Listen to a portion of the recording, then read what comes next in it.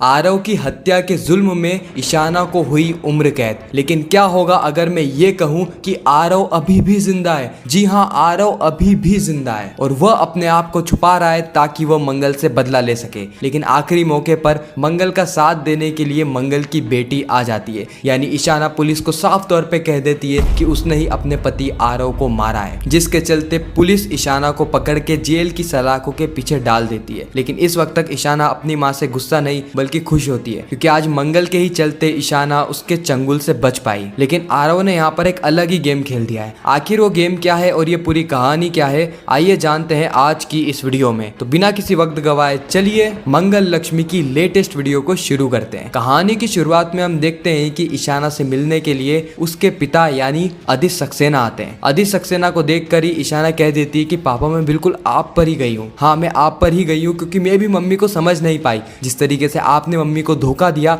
आप मम्मी के प्यार को कभी समझ नहीं पाए, आप मम्मी की भावनाओं को नहीं समझ पाए, बिल्कुल उसी तरीके से मैं भी मम्मी की भावनाओं को, उनके प्यार को समझ नहीं पाई। मुझे ऐसा लगता था कि वह मुझे और आरव को अलग करना चाहती है, लेकिन उन्हें पहले से ही खतरा समझ में आ चुका था। उन्होंने पहले ही खतरे को भाप लिया था और आज मैं जिंदा हूं ना तो केवल और केवल अपनी मम्मी के चलते। आदित्य को इस वक्त तक बहुत ज्यादा बुरा लगता है। वो सीधे घर पे जाता है जहां पर सौम्या देख रही होती है कि आदित्य कितने ज्यादा गुस्से में है। आदित्य अपने आप से ही कह रहा होता है कि ले गई ना क्रेडिट मंगल, मैंने कितनी कोशिश करी थी ईशाना को बचाने की, लेकिन ईशाना उसकी नजरों में भी आज मंगल महान बन गई और ये आदित्य नाकारा का नाकारा ही रह गया। सौम्या यहाँ पे आदित्य को कहती है कि आदित्य चलो ठीक है, जो हो गया सो हो गया, लेकिन हमें हमारे प्लान पे कायम रहना चाहिए। आदित्य गुस्से में कहता है कि तुम्हें अभी भी प्लान की पड़ी है सौम्या, मैं तुम्हारी तरह नहीं हूँ, मुझे सारी चीजें बहुत अच्छे समझ में आती है और अब से हम नकली नोटों का कारोबार नहीं करेंगे। ये बात सुन के सौम्या के पांव तले जमीन खिसक जाती है। लेकिन आदित्य इससे भी बड़ा कुछ करने की प्लानिंग में, यानी आदित्य अपनी पूरी टीम को इकट्ठा करता है और पूरी टीम से कह देता है कि अब से हम नकली नोटों का काम बंद करने वाले हैं और उससे बड़े लेवल का कारनामा करेंगे, उससे बड़े लेवल का क्राइम करेंगे। यानी अब हम करेंगे सोने की तस्करी। भारत से सोना सीधे हम भेजेंगे हमारे विदेशी क्लाइंट को और उसके बदले में वो हमें मोटी कमाई देंगे। सौम्या कहती है अगर ये सोना